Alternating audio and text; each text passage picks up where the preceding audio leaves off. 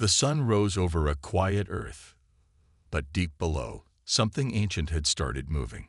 In Antarctica, under a mountain of ice, a hidden base came to life. Bright lights flickered in the cold darkness. Machines that hadn't moved in years suddenly powered on. Robotic arms unfolded. Screens blinked with words. Project Exiled, Phase 1, active. This place was known only to a few, built in secret for a day just like this. Commander Eva Cross stood at the center of a large control room. Her face was calm, but her eyes were sharp. Around her, generals, scientists, and AI units were working fast. Ava looked at the main screen. "The Council believes we are broken," she said.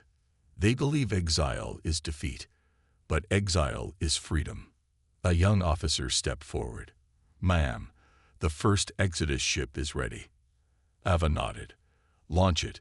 Quietly. No trace.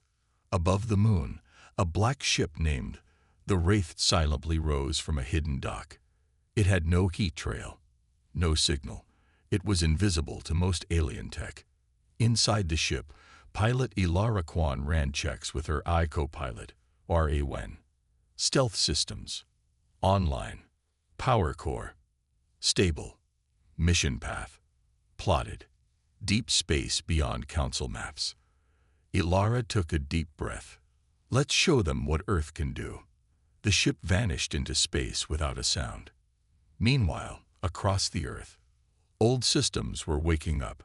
A deep-sea base in the Pacific lit up again. A lost Martian colony received a signal. "Stand by for reactivation." Lunar Station EOs received new orders. "Prepare launch corridors." Earth wasn't panicking. Earth was preparing. In underground labs, engineers worked around the clock. They'd brought out blueprints that were once banned by the Council. Weapons too advanced. Engines too fast. Shields too strong. One engineer, Dr. Miles Banner, held a small glowing cube in his hand. "This is faster than light tech, 5 times quicker than anything the Council has." "They banned it," his assistant said. Miles smiled. "Exactly. And now, we use it." Back at the Council's core planet, alien leaders laughed. "Earth has no allies," one said. "They can't survive alone," said another. "They'll return begging." But far out in space, the Wraith reached its first stop, a dying colony named Velos Prime. Years ago, the Council left them to rot. No water, no food. Pirates often attacked them. Now, the black ship appeared above their skies. Panic spread, until the humans sent a signal. "We come in peace, we bring aid." Crates landed filled with food, medicine, and weapons to defend themselves. The colony leader, a small insectoid being named Varik, couldn't believe it. "Why would humans help us?" Ilara answered through a hologram. "Because the Council left you behind. And so did they leave us." The aliens of Velos Prime looked up at the stars differently that night. Meanwhile, Earth sent secret messages to old friends. The old Titan colonies. The traders of Kepler Outpost. Even the quiet shadow networks that operated beyond Council space. Most of them had one answer. "We heard what they did to Earth. We're listening." All over the galaxy, whispers began. Earth was exiled. No, Earth is building something. In the shadows of Jupiter's moon Europa, 5 more ships launched. They were not made for war. Not yet. They were made to explore, to find others like them, species that the Council ignored or punished. Ava Cross stood watching their flight paths from Earth Command. She whispered to herself, "They cast us out, and gave us the gift of silence." Her head turned to an old flag hanging behind her, the Earth flag. "Now, we write our own rules." And far beyond, on a frozen moon in deep space, an alien smuggler picked up a signal. It was human. It was encrypted. But one line was clear. "We are not waiting anymore." A shadow moved across the edge of a dying star. It was silent, fast, and deadly. The Black Thorn, A human stealth ship drifted through deep space near a council border post. Its hull absorbed light. It left no trail. No one saw it coming. Inside the ship, Captain Dane Rivas stared at the holographic map. Target: Relay Station Eros 9. Mission: silence it. No deaths unless needed. His crew nodded. Each one wore dark suits. No badges. No flags. Just the symbol of Earth, hidden on the inside of their armor, because this mission was off the books. They weren't attacking for revenge. They were erasing the Council's eyes. Relay Station Eros 9 was a quiet post. Run by 4 aliens from the Varnak race, it floated peacefully in orbit around a small blue planet. The crew had no weapons. They thought they didn't need any. After all, Earth was gone, right? Then the lights dimmed. The screens flickered. And the alarms screamed. One of the Varnak officers panicked. What's happening? The leader barked, check for incoming ships. But it was too late. The Black Thorn used the silent boarding method. Small drones cut through the airlocks without sound. The human team slipped in like ghosts. One by one, the station's systems were shut down. No signals sent. No escape pods launched. Just silence. When the mission ended, the Varnak were still alive. Tied up, unharmed, and left with a single message burned into their console. Earth watches in silence. On Earth, Commander Ava Cross watched the mission report. No casualties. Station dark. Perfect. Beside her, Intelligence Officer Rhea turned and smiled. The Council still doesn't know. They think we're hiding. We're already moving. But Ava's face stayed serious. This was only the first. Now, they'll start noticing. Meanwhile, in the Outer Rim, a massive pirate ship called the Grinder attacked a refugee convoy. These were alien families, left by the Council, trying to find a new home. The pirates laughed. Their ships had no fear. No one ever helped these outcasts. Until a dark shadow dropped from above. Human ship, Spectre 2. No warning. No call. Just fire. One precise beam sliced through the pirate command ship's engines. Another hit shut down their weapons. Within 2 minutes, it was over. The Spectre 2 sent out a signal to the refugees. Safe now. Continue your path. Earth remembers you. An old alien looked up in shock. Humans, we thought they were gone. His daughter whispered, maybe they became something else. Back in the core worlds of the Galactic Council, the Council was starting to worry. Someone hit Relay Eros 9. Another strike in the Outer Rim. Are we at war? High Chancellor Brivok stood in silence. His wrinkled yellow skin twitched with anger. No, Earth is gone. Someone is pretending to be them. But deep down, he wasn't sure. In a quiet part of space, hidden far from maps, Earth's secret fleet was growing. Exodus-class ships were being finished. Stealth bombers were being tested. Alliances were being formed with small races that Earth had once helped. And in one underground room, a small group of human diplomats met with a strange reptilian elder. The elder asked, "You were exiled. Why not beg to return?" Ava Cross answered simply, "Because we learned something. The Council is not home. Freedom is." The elder bowed. "Then we will follow Earth." A storm was coming. Not with loud threats, not with massive fleets, but with quiet, unstoppable force. Earth was no longer reacting. It was striking first. From the shadows, Kepler Line was not just a trade route. It was the main bloodline of the Galactic Council. Ships passed through it every hour, carrying weapons, gold, supplies, fuel. Protected by heavy patrols, it was considered untouchable. Until now. A small cargo ship drifted near the outer edge of Kepler Line. Its signal said it was damaged. Its engine lights were weak. It floated helplessly, like prey waiting for help. 3 Council escort ships moved in. Unidentified vessel, you are in protected space. State your identity. The cargo ship sent no reply. Then it exploded, not with fire, but with light. A shockwave of jamming energy spread across space. Every council ship in the area lost its comms. That's when the real ships arrived. 3 human stealth frigates, cloaked and silent, came out of nowhere. Their weapons didn't roar. They whispered. Precise. Deadly. By the time the jamming faded, the Kepler line was cut. On Earth, inside the main war room, Ava Cross stood before a large 3D map. A red path blinked across the screen.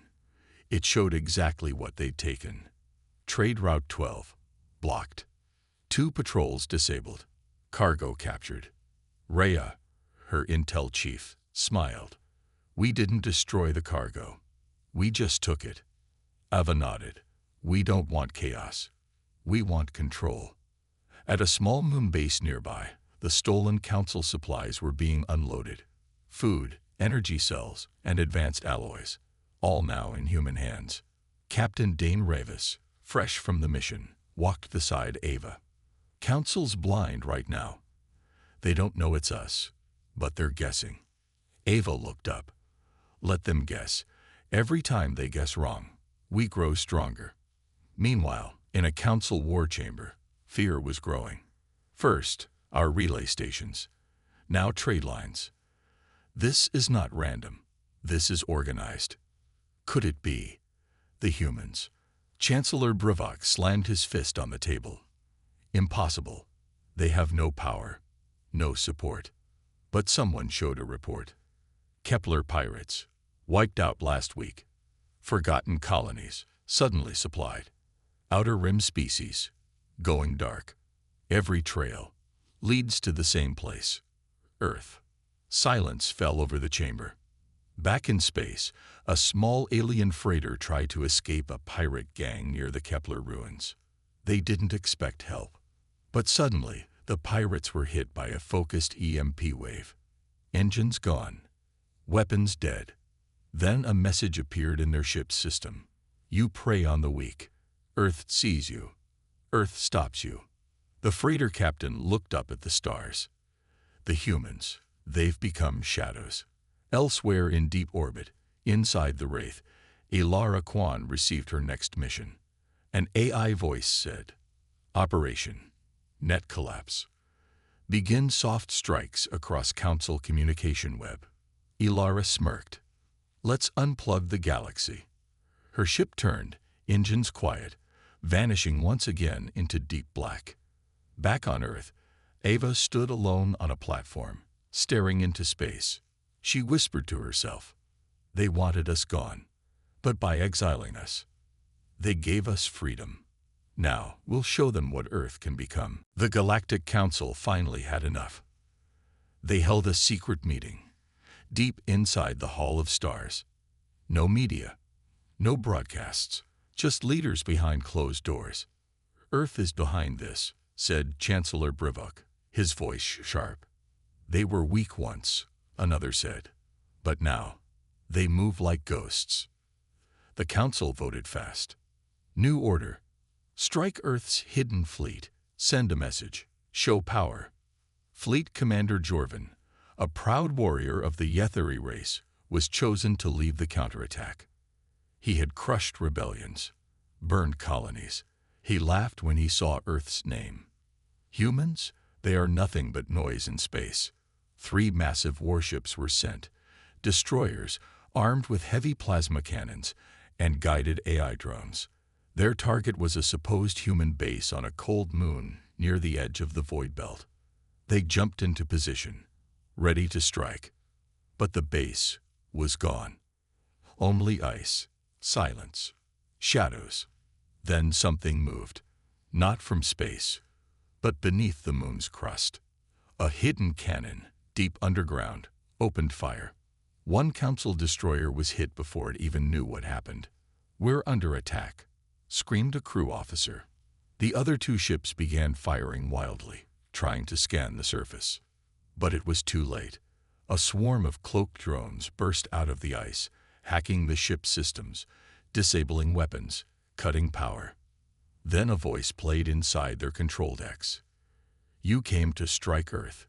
You only struck a shadow." Seconds later, a signal pulsed through the drones. Then silence. The human defense system powered down and vanished. The Council ships floated, dead in the dark. On Earth, Ava Cross watched from the war room. "They tried to hit us. We gave them nothing to hit." Rhea smiled. 3 destroyers lost. No lives taken. They're angry, but confused. Ava nodded. "Let them chase ghosts. We'll keep building." Meanwhile, in the Council capital, Bravok was furious. How did 3 warships fail? The fleet commander bowed his head. "They hit us with old tech, but used it like new. Traps, cloaks, drones, no patterns." Another advisor added, "It's not just Earth's power. It's their mind, their strategy." Bravok growled. "Then destroy their spirit. Hit where it hurts." A new plan was born. They chose a small alien planet, Norel 3, a known Earth ally. Peaceful, unarmed, a place where humans had helped build water stations, schools, and crops. Council ships arrived without warning. They burned the fields. They shut down the power. They sent one message: anyone who stands with Earth will fall. The humans didn't answer. Not right away. But 6 hours later, every Council data node on the eastern border collapsed. No records, no reports, no maps. And inside the ruins of the Norel Town Hall, a hologram flickered to life. A human in a hood stared directly at the Council soldiers. "You hit the innocent. You burned peace. Now you'll learn. Humans do not forgive." The soldiers scrambled to stop the signal. But the message had already gone to every known system. The galaxy had just seen Earth's warning. In a secret base orbiting a dead star, Ilara Kwan and her team returned. She looked at her new orders. Operation Echo Dust. Begin Phase 2. She nodded. "Let's make the Council feel small." Earth had been quiet. It had been smart.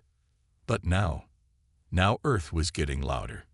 And the galaxy was listening. Across the galaxy, silence followed Earth's attacks. But it wasn't fear that spread. It was doubt. Planets that once laughed at humans began to whisper behind closed doors. Earth has power.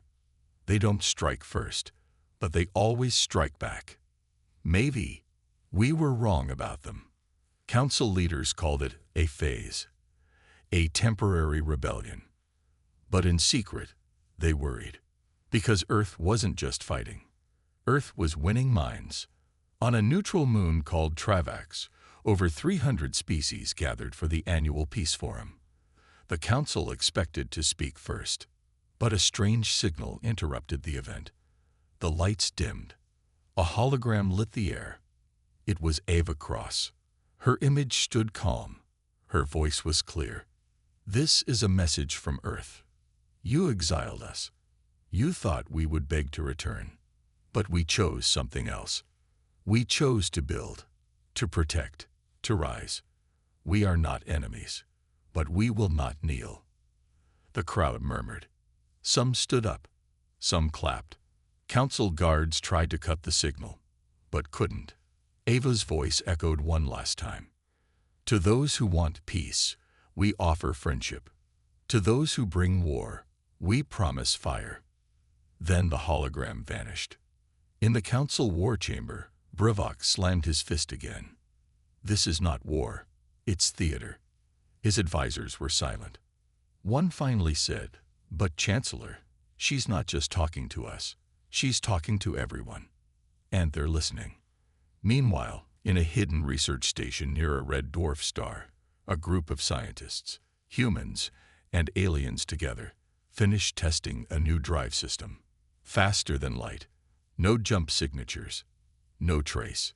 They called it the Phantom Engine, a gift from human engineering and alien knowledge. "Is it ready?" Ilara asked. The chief nodded. "It doesn't just move ships. It moves borders." "Then it's time," Ilara said. "Let's show the galaxy what Exiled taught us. In the shadows of the outer rim, more stories spread. A council slaver ship found floating, its prisoners freed. A dying colony saved by anonymous supply drops. Pirate kings disappearing without a sound. Each time, one symbol remained behind. A glowing Earth surrounded by stars. The message was clear. We are not gone. We are everywhere. On Earth, Ava stood before a group of young cadets. Boys, girls, old veterans, new faces. They threw us out, she said, and they expected silence. But we chose action. We chose to remind the galaxy that exile is not the end. It is a beginning. The room stood in silence. Then someone asked, "Commander, what now?" Ava smiled. "Now we prepare. Because the council won't stay scared. They'll come back. And this time, they'll come with everything." The council had waited long enough. Now, they came with everything. The full invasion fleet, over 200 ships, carriers, destroyers, dreadnoughts. They called it Operation Final Silence. "No more messages, no more warnings," said Chancellor Brivok. "We wiped them out. For good." They didn't just want to defeat Earth, they'd wanted to erase it. But when the Council fleet arrived in Earth's system, they saw something they didn't expect. Nothing. No ships in orbit. No defense towers. No movement. Just Earth, spinning silently in space. "Where are their forces?" the Council commander asked. "Maybe they ran," said another officer. "Maybe they're scared." They began moving in. Slow, careful. Suddenly, the stars behind them shifted. Then they blinked out. Dozens of council ships lost power at once. Engines died. Lights went dark. "EMP," one captain shouted. "No," came a whisper. "It's worse." From behind the shadow of Mars, they came. Earth's fleet. Not just warships. Ghost ships. Cloaked vessels. Eye-controlled interceptors. And one ship larger than anything the Council had ever seen. A black, spear-shaped battleship. The Revenant. A voice echoed into every enemy ship. "You wanted silence. Now, you face it." The battle began. But it was not a battle. It was a demonstration. Earth's ships didn't just fight. They moved like predators. They danced between blasts, dodged missiles, cut through shields. One by one, the Council ships were shut down, not destroyed. The Revenant used its new Phantom drive to jump inside formations, appear behind capital ships, and disable entire command decks in seconds. No deaths. No chaos. Just precision. Control. Message. On the ground, Ava Cross watched from the command center. "We could finish them," one officer said. "Crush them." Ava shook her head. "No, that's what they'd do. Not us." Instead, Earth's fleet sent one last signal to every corner of the galaxy. Earth was exiled. We were cast out. But we did not fade. We evolved. We built. And now, we protect. Not just ourselves, but anyone who stands alone. This galaxy has ruled by fear long enough. That ends today. The Council fleet was left floating, disabled, not destroyed. And Ava's final words reach even the Council's core planets. "We will not bow. We will not break. And we will not be exiled again." Earth stands. In the weeks that followed, something changed. Planets began speaking up against the Council. Old allies returned to Earth. Refugees from war-torn systems arrived, looking for hope. They no longer saw Earth as weak. They saw Earth as a leader. Far beyond the stars, at a new colony called Novaterra, children ran under twin suns. One asked, "Why did they kick Earth out, Mama?" The mother smiled. "Because they were afraid of what we could become." The hall was silent. Thousands of alien leaders sat in tall glass chairs. Giant screens floated in the air. They showed one planet, Earth. The Galactic Council chamber was massive, filled with light and power. Every corner of the galaxy had sent someone to witness this day. At the center, Earth's ambassador, Commander Avacross, stood tall and calm. Her eyes moved slowly, scanning the sea of faces, some curious, some angry, most mocking. A voice echoed from the high tower above. It belonged to Council Speaker Threxel, a tall being from the Jilari species. His skin was like polished stone. His words were cold. Earth has failed. Again. The council members nodded. You broke treaties. You used force where peace was required. You advanced technology beyond what we allowed. You helped species we chose to ignore. Ava didn't speak. Threxel raised his hand. A large screen showed images. Human ships helping dying colonies, humans fighting off pirates near forbidden zones, and Earth sharing water tech with poor planets without council approval. You call this help, but you only bring chaos. Laughter broke out in parts of the chamber. A smaller alien from the Tyrox race spoke up. Humans are too wild, too proud. They don't follow our laws. Another voice added, they believe they are better than us. One by one, the voices piled on, loud, angry, mocking. And still, Ava said nothing. Then Threxel gave the final words. Earth is hereby exiled from the Galactic Council. All trade is banned. All borders are closed. All communication is ended. The vote was instant. Every light turned red. The council clapped, loud, proud, final. Ava stepped forward. She spoke only once. You believe this is the end. You believe we will beg to return. You are wrong. She looked up, her voice strong and calm. We will not wait at your gates. We will rise. Alone, if we must. Then she walked away. The chamber fell silent. For a second, even the aliens who hated Earth the most paused. There was something strange in her eyes. Not sadness, not fear. Something colder. Something like a plan. Far away on Earth, the people watched the live feed in silence. Across cities, space stations, and colonies, the message came clear. The galaxy had turned its back. But there was no panic. Inside a secret base deep under Antarctica, hidden for years, a quiet signal activated. Lights turned on. Old computers blinked awake. Voices began speaking again. Project Exiled. Phase-on. Start. In orbit above Mars, a black ship, the Ebon Light, slid out of a hidden hangar. It had no name on its side. No ID. It was not on any galactic record. It was built in silence, using tech no one had seen before. Inside, Captain Jonah Reed checked the controls. His face was hard, focused. Set course for the edge of known space, he said. Are we going to hide? His co-pilot asked. Jonah shook his head. No, we're going to learn who our real enemies are. And then, we build. The engines flared. The ship vanished into the dark.